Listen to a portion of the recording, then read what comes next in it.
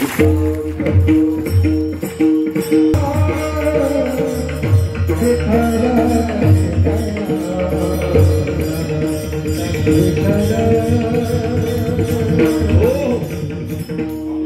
असतात का असतात?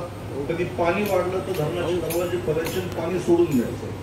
दरवाजे जर नाही ठेवले तर धरणाची भिंत फुटू शकते, जीवितहानी होऊ शकते आणि पाण्याचा साठा नष्ट होऊ शकतो. धरण फुटलं की मग खूप मोठी हानी होते. तसं नुसता एखादा राजा, काही राजे लोक असे होऊन गेले या भारतामध्ये तर त्यांनी फक्त संपत्ती गोळा केली, लुटलं फक्त लोकांना. आपल्याजवळ प्रचंड संपत्ती असून सुद्धा दुसऱ्या माणसाला लुटण्याची प्रवृत्ती असेल ना, तर ही संपत्ती माणसाला आनंद देत नाही. या देशामध्ये एक राजा होऊन गेला नंद नावाचा. धर्म हा त्याचा विषय नाही, सत्कर्म विषय नाही, फक्त भोग भोगणं हा त्याचा विषय. नगरामध्ये दौंडी पिटवली,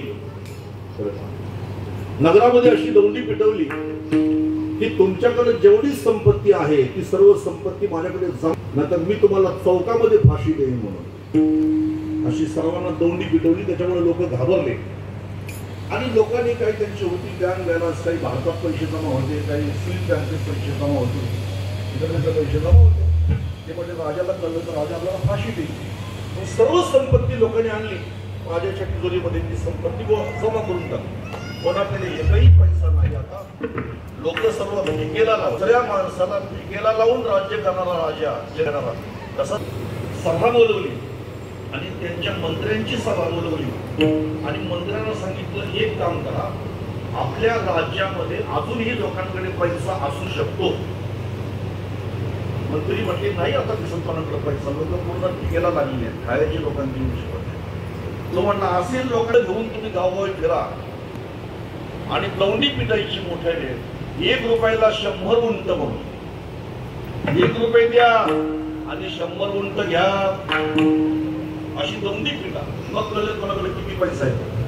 योजना आहे 1 रुपयाला 100 उंट, पण कोणाकडे 1 सुद्धा रुपया नाही. लोक काय घेणार उंट विकत. आणि तेवढ्यामध्ये एका गावामध्ये ते उंट 1 रुपयाला 100 उंट.